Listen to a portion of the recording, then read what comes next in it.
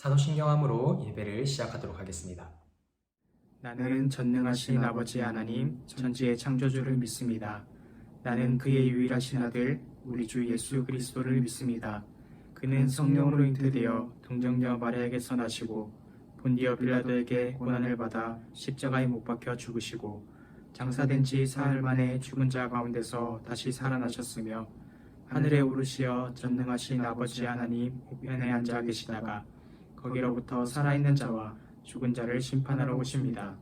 나는 성령을 믿으며 거룩한 공교회와 성도의 교제와 죄를 용서받는 것과 몸의 부활과 영생을 믿습니다. 아멘.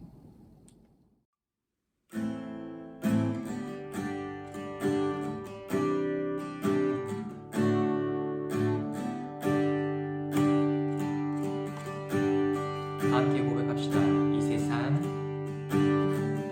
이 세상 가장 아름다운 순종의 눈물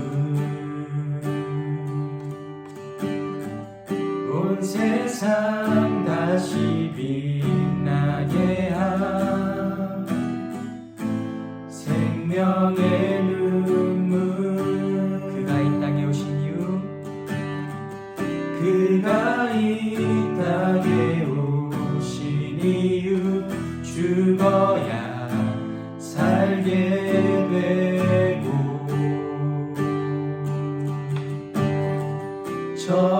져야만 승리하는 놀랍고 영원한 신비 지으신 그대로 회복시킨 우리의 창조주 그리스도 십자가의 길로 아버지 뜻 이루셨네 그가 이 땅에 오신 이유 이제 우리에게 맡겨진 그 소망 그 사랑 그 생명 아름답고 눈부신 십자가의 길 우리가 이 땅에 살아갈 이유 그가 이 땅에 오신 이유 죽어야 살게 되고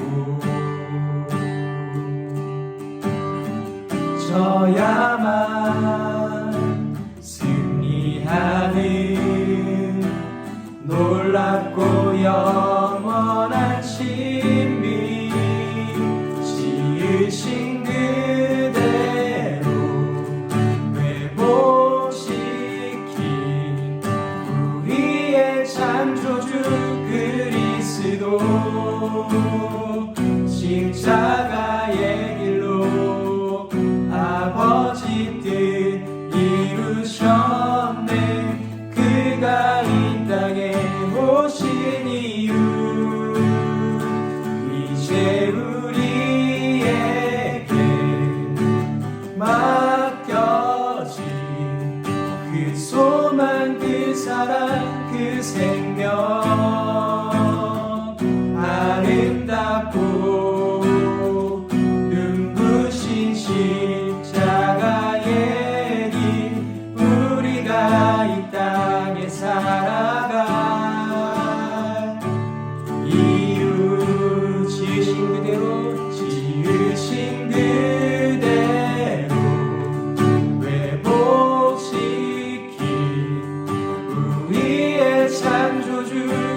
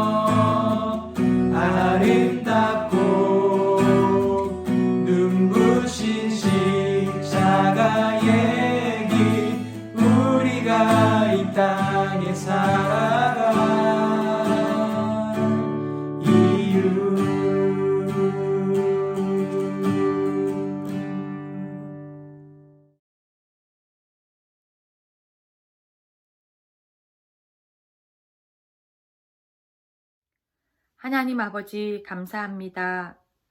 오늘 이렇게 주일을 맞이하여 교회에 와서 또는 집에서 영상으로 예배를 드릴 수 있게 하시니 감사드립니다. 늘 언제 어디서나 하나님을 높이며 예수님 닮은 자로 하나님이 찾으시는 예배자가 되게 인도해 주시옵소서. 올해는 코로나로 인해 중고등부에서 지금까지 제대로 모여 함께 예배드릴 수는 없었지만 함께 할 수 있는 것이 서로에게 얼마나 큰 기쁨인지를 알게 해주셔서 감사드립니다. 늘 감사의 삶을 살아가는 동네 중앙교회 중고등부가 되도록 인도하여 주시옵소서.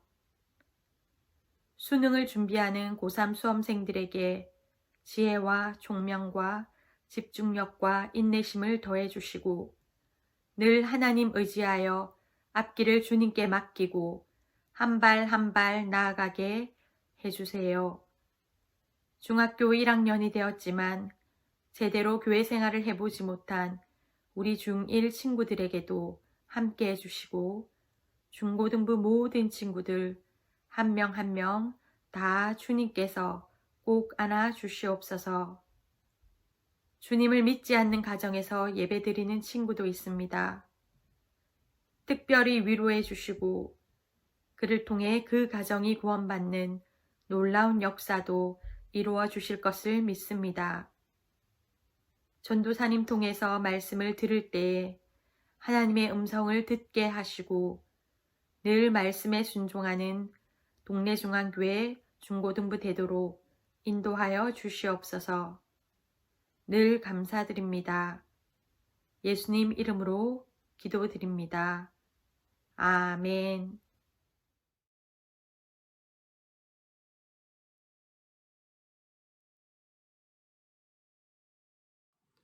오늘 우리에게 주시는 하나님의 말씀은 사도행전 3장 1절에서 8절까지의 말씀입니다. 제가 봉독하겠습니다.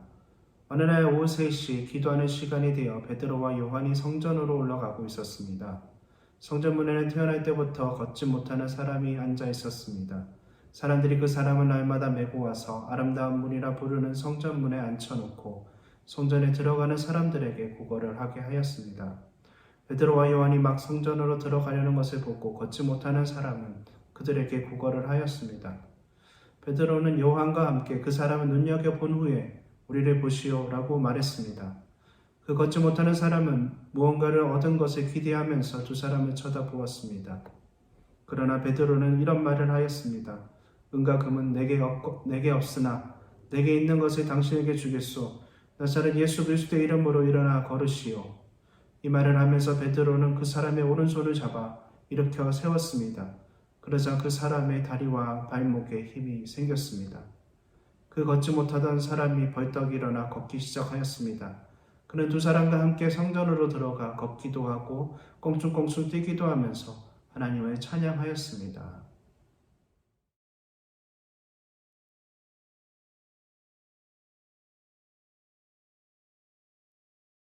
반갑습니다. 동네 중앙교회 중고등부 친구들. 오늘도 이렇게 영상으로 예배드릴 수 있는 시간이 너무나도 감사하고 은혜로운 시간인 것 같습니다.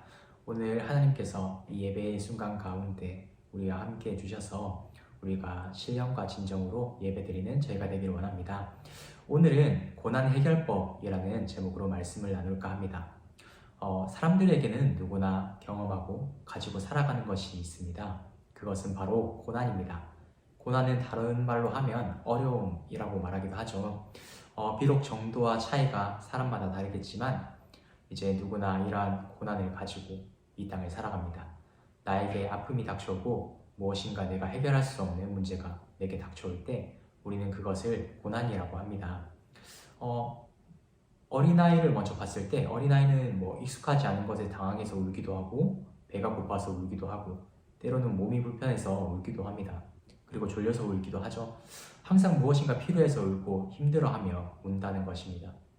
이것을 통해 우리는 태어난 지 얼마 되지 않은 이 아기에게조차 작은 것일 수 있지만 고난과 어려움들이 있다는 것을 우리는 알 수 있습니다.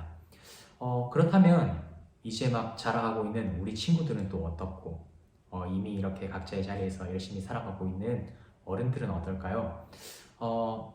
여러분 주변의 선생님들 아니면 여러분의 부모님들, 내 주변의 이웃을 떠올려 볼 때 혹시 단 한 번이라도 힘들어하지 않는 사람이 있다면, 한 번이라도 어려워 보이지 않았던 사람이 있었는지 한번 생각해 보길 원합니다. 찾아보려고 한다면 정말 그런 사람은 극히 드물겠죠.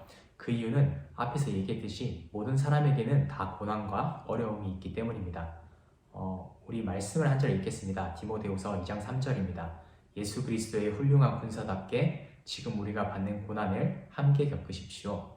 아멘. 사도 바울은 지금 우리가 겪고 있는 고난에 대해서 뭐라고 말하고 있나요? 우리가 고난으로부터 도망가거나 거절할 수 있다라고 이야기하고 있나요? 사도 바울은 우리가 받은 고난을 견뎌내라고 이야기하고 있는 겁니다. 고난은 내가 거부한다고 해서, 또는 내가 그 고난으로부터 도망친다고 해서 나에게로부터 사라지는 것이 아닙니다. 주님의 뜻과 목적 가운데 모든 사람에게는 언제나 고난과 시험이 주어지게 되어 있습니다. 그렇지만 주님께서는 우리가 고난을 견딜 수 있게, 감당할 수 있게 주신다라고 또 말씀하십니다. 고린도전서 10장 13절 말씀인데, 누구나 겪는 시험 이외에 여러분에게 닥칠 시험은 없습니다. 하나님은 신실하신 분이셔서 여러분이 감당할 수 있는 능력 이상의 시험을 당하도록 내버려 두지 않으십니다.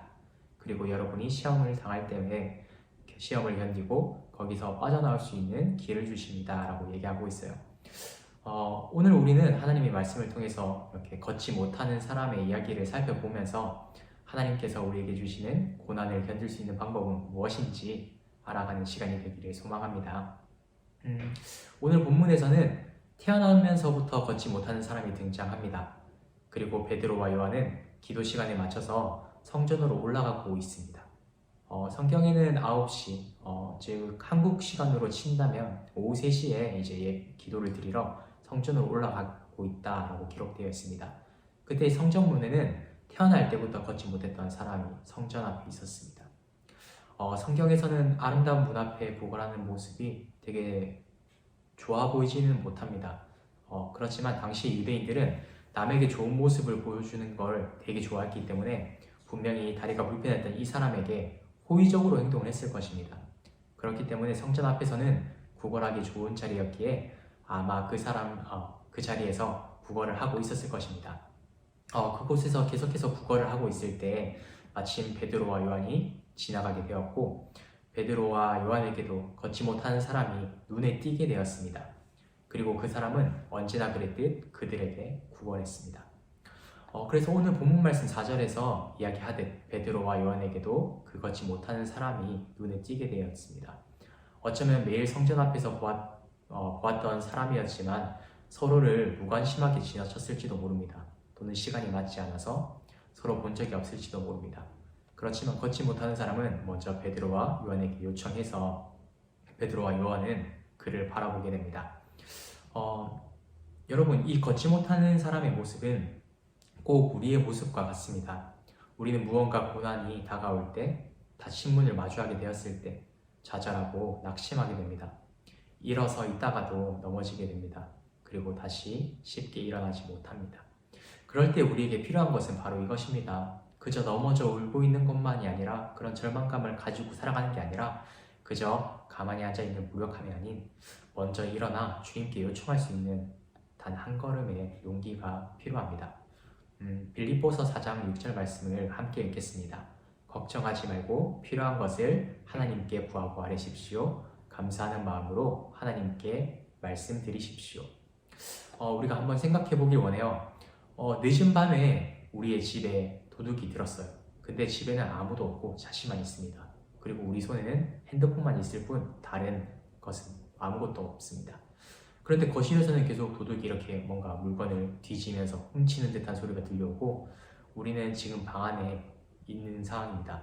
그런 상황에서 정상적인 사람이라면 당연히 먼저 휴대폰으로 경찰서에 신고를 할 것입니다. 누군가에게 도움을 요청하겠죠. 위험한 일이 생겼을 때 먼저 도움을 요청하지 않는다면 누가 도와줄 수 있을까요? 연락하지도 않았는데 경찰이 우리 집으로 찾아서 와서 도와주진 않습니다. 물론 주님은 먼저 다가와 주시는 분이지만, 만약 우리가 아무것도 하지 않고 그저 주님께서 해주시기만 바란다면, 주님만 기다리고 있다면 주님도 우리가 요청할 때까지 기다리실 겁니다. 또한 사도 바울은 지금 말씀에서 걱정하지 말라라고 이야기합니다. 아무리 그것이 힘든 일이라고 할지라도 지치고 어려운 일이라도 우리는 염려할 필요가 전혀 없습니다. 우리에게는 우리의 요청을 들어주시는 주님께서 계시기 때문이죠. 우리가 먼저 주님께 기도하고 요청하면 주님께서는 우리의 이야기를 들으십니다. 지금 이 시간 주님께 나의 모든 고난과 어려움에 대해서 고백하고 해결해달라고 고백할 수 있는 우리가 되기를 원합니다. 우리가 주님께 이렇게 요청을 했다면 주님께서는 어떻게 근데 응답하실까요? 오늘 본문에서의 걷지 못하는 이 사람은 베드로와 요한에게 구제물, 즉 돈을 요청했습니다. 하지만 걷지 못하는 이 사람에게 베드로와 요한은 어떠한 구제물도 주지 않고 돈도 주지 않았습니다. 비록 걷지 못해도 열심히 살다 보면 언젠가는 행복해질 거야 라는 희망 어린 조언조차 하지 않았습니다. 그렇다면 베드로는 이 사람에게 무엇을 주었을까요? 바로 나사렛 예수 그리스도의 이름을 주었습니다. 오늘 본문 말씀 3장 6절 말씀입니다. 그러나 베드로는 이런 말을 하였습니다. 은과 금은 내게 없으나 내게 있는 것을 당신에게 주겠소. 나사렛 예수 그리스도의 이름으로 일어나 걸으시오. 베드로는 부자가 아니었습니다. 대단한 직책을 가지지도 않았고 직장을 가지지도 못했습니다. 걷지 못하는 이 사람보다 조금 더 살만한 형편을 가지고 있었을지 모릅니다. 그러나 베드로와 요한은 예수님의 제자였고 종이었으며 그리스도인이었습니다. 그렇기 때문에 그는 걷지 못하는 사람에게 예수 그리스도의 이름을 줄 수 있었습니다. 그러자 어떤 일이 일어날까요? 정말 놀라운 기적이 일어나게 됩니다. 본문 말씀 7절 8절 말씀을 읽겠습니다. 이 말을 하면서 베드로는 그 사람의 오른손을 잡아 일으켜 세웠습니다. 그러자 그 사람의 다리와 발목에 힘이 생겼습니다. 그 걷지 못하는 사람이 벌떡 일어나 걷기 시작하였습니다. 그는 두 사람과 함께 성전으로 들어가 걷기도 하고 껑충껑충 뛰기도 하면서 하나님을 찬양했습니다. 태어날 때부터 걷지 못하는 사람이 매일 성전 앞에서 구걸하던 사람이 걷기도 하고 서기도 하고 뛰기도 한 것입니다. 하나님을 찬양하게 된 것입니다. 여러분, 이것이 바로 주님의 이름의 힘입니다. 은과 금은 우리에게 고난으로부터 벗어나게 하지 못합니다. 세상은 우리를 고난으로부터 해방되게 하지 못합니다. 그렇지만 주님의 이름은 우리를 자유롭게 하고 넘어졌음에도 일어나게 하고 그분의 이름을 찬양하게 합니다. 40년간 이렇게 걷지 못했던 이 사람의 마음을 우리가 한번 생각해 봤으면 좋겠어요. 얼마나 기쁘고 즐겁고 감사해서 찬양이 절로 나왔을까요? 말씀에서도 기록되어 있듯이 베드로와 요한과 함께 성전에 들어가서 걷고 뛰며 이제 기쁨의 눈물을 흘리지 않았을까요? 베드로와 요한은 그 옆에서 함께 미소를 짓는 모습이 여러분은 보이지 않나요? 주님은 감겨있던 눈을 뜨게 만들어 주시고 닫혀있던 입에서 찬양이 나오게 하시며 넘어져 있던 다리에 힘을 주셔서 다시 일어서게 하십니다. 그리고 이 모든 것은 우리가 주님께 요청할 때 이 모든 아픔과 슬픔과 고난과 역경들 그리고 어려움들을 주님께 알리고 주님께 맡길 때 일어나는 놀라운 기적인 것입니다. 말씀을 맺겠습니다. 우리는 이 걷지 못하는 사람처럼 우리에게 고난들이 다가올 때 쉽게 다시 일어서지 못합니다. 세상 사람들은 그럴 때마다 삶이 괴롭고 힘들 때 때로는 돈에 의지하게 되고 술에 의지하게 됩니다. 때로는 아무것도 하지 않으며 좌절하기도 합니다. 그러나 우리에게는 주 예수 그리스도라는 이름이 주어졌습니다. 우리는 그 이름을 알고 또 그 이름의 능력을 알고 그 이름을 부를 수 있는 사람들입니다. 우리와 멀리 계시지 않고 언제나 우리와 함께 하십니다. 때로는 나의 고민과 어려움을 솔직하게 털어놓기란 쉽지 않지만 이렇게 그 고민을 털어놓게 될 때 우리는 위로받을 수 있는 것입니다.